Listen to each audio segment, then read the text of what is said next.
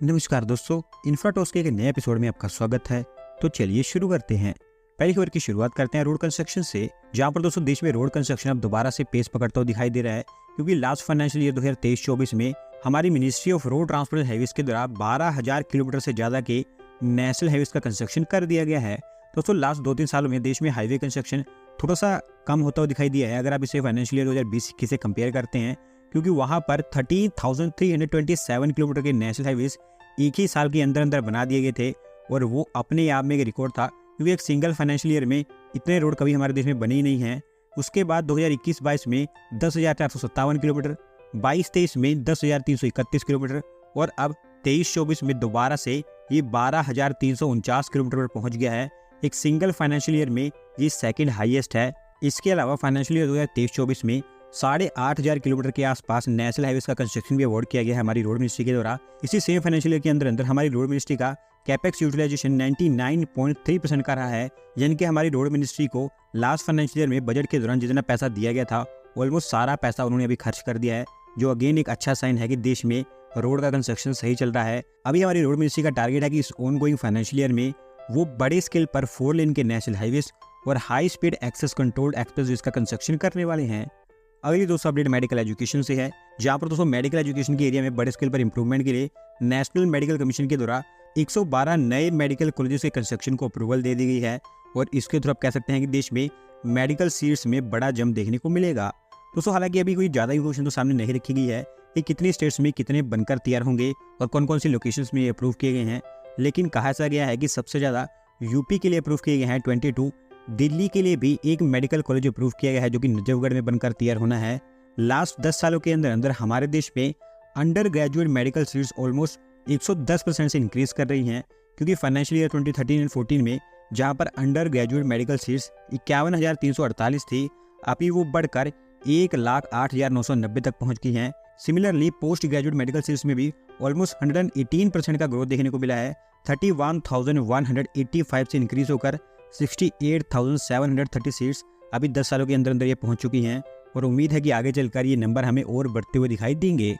अगली दोस्तों update Mumbai Ahmedabad high speed rail corridor से है, जहां पर दोस्तों हमारी national high speed rail corporation limited के द्वारा इस हाई स्पीड रेल के अंतर्गत महाराष्ट्र में भी बड़े स्केल पर काम स्टार्ट कर दिया गया है। और अभी आप कह सकते हैं कि ये पूरा का पूरा प्रोजेक्ट या फिर पूरा का पूरा कॉरिडोर अच्छी गति से आगे बढ़ पाएगा। दोस्तों वैसे तो आपको बताने की जरूरत नहीं है कि पॉलिटिक्स के चलते ये प्रोजेक्ट कितना लंबा डिले अभी फेस कर रहा है, लेकिन अब ऑलमोस्ट सभी चीजें सॉर्ट आउट कर ली गई हैं। गुजरात में इसका काम ऑलरेडी अच्छे खासे स्केल पर पहुंच चुका है।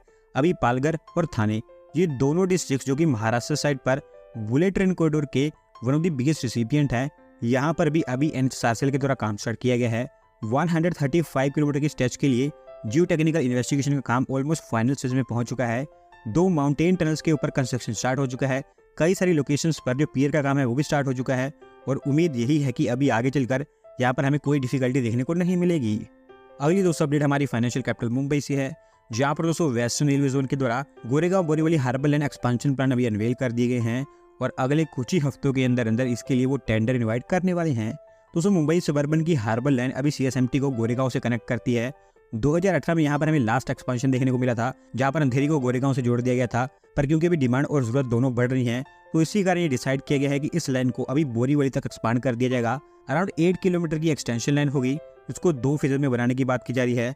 पहला फेज गोरेगांव से मलाड तक 2 से 2.5 किलोमीटर 2026-27 तक इसको कंप्लीट किया जाएगा, जबकि दूसरा फेज मलाड से बोरीवली तक 5 से 6 किलोमीटर और 2027-28 तक इसको कंप्लीट किया जाएगा। ऑलमोस्ट 20 अलग अलग लोकेशंस पर 1900 स्क्वायर मीटर ऑफ लैंड इसके लिए एक्वायर की जाएगी। और अभी इसके लिए जो प्रीलिमिनरी काम स्टार्ट हुआ है वहाँ पर जियो technical investigations, topographic service, existing structures की जानकारी, ऐसे काम किए जा रहे हैं। उम्मीद है कि मई तक ये काम कंप्लीट हो जाएंगे और उसके बाद हमें टेंडर रिवाइड होते हुए दिखाई देंगे। अगली दोस्तों अपडेट ई-वेस्ट रिसाइकलिंग से है, जहाँ पर दोस्तों हमारे सेंट्रल गवर्नमेंट के द टेक्नोलॉजी डेवलपमेंट बोर्ड ने भी डिसाइड किया कि वो ई-वेस्ट रिसाइकलिंग सेक्टर में भी एंट्री कर रहे हैं, और इसके लिए उन्होंने इंडियन स्टार्टअप रेमाइन इंडिया के साथ में टाई अप अनाउंस किया है। दोस्तों लिथियम आयन बैटरीज का इस्तेमाल अभी पूरी दुनिया में काफी तेजी से आगे बढ़ता जा रहा है, क्योंकि electric vehicles, electronics, renewable energy, ये कुछ ऐसे सेक्टर्स जो कि आगे चलकर बढ़ने वाले हैं, इन सब में लिथियम आयन बैटरीज का इस्तेमाल होता है। और एज ऑफ नाउ ग्लोबली सिर्फ 5 से 10% लिथियम आयन बैटरीज की रिसाइकलिंग होती है। रिमेनिंग 90 से 95% तक लिथियम आयन बैटरीज को कूड़े कचरे में फेंक दिया जाता है, जो कि ई वेस्ट क्रिएट करता है। और हालांकि मैं आपको बता दूं कि ई वेस्ट रिसाइकलिंग अपने आप में एक बिलियंस ऑफ डॉलर की इंडस्ट्री है। और अभी ये जो टाइप अनाउंस किया गया है, इसके थ्रू उत्तराखंड के उधम सिंह नगर डिस्ट्रिक्ट के सितारगंज इंडस्ट्रियल एरिया में एक रिसाइकलिंग फैसिलिटी को सेटअप किया जाएगा। 15 करोड़ रुपये वहाँ पर इन्वेस्ट करने वाले हैं, जिसमें 7.5 करोड़ का कंट्रीब्यूशन स्टार्टअप के द्वारा आएगा, जबकि 7.5 करोड़ रुपये का कंट्रीब्यूशन द डेवलपमेंट बोर्ड की तरफ से आएगा। और होपफुली इसी साल के अंदर अंदर ये फैसिलिटी बनकर तैयार हो जाएगी।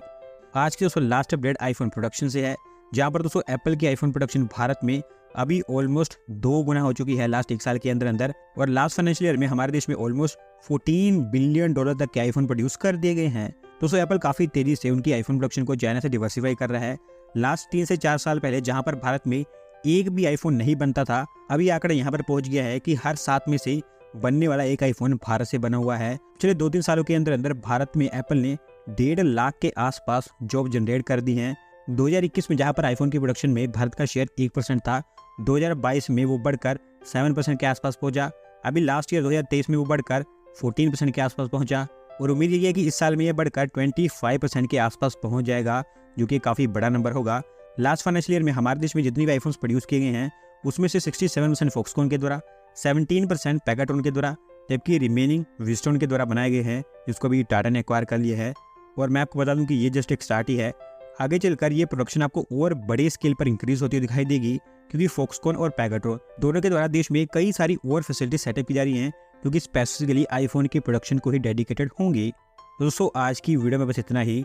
अगर आप अपनी तरफ के अपडेट सबमिट करना चाहते हैं तो डिस्क्रिप्शन में दिए गए लिंक पर क्लिक करके सबमिट कर सकते हैं। और अगर आज की वीडियो पसंद आई हो तो वीडियो को लाइक करें, चैनल को सब्सक्राइब करें। धन्यवाद वीडियो को देखने के लिए।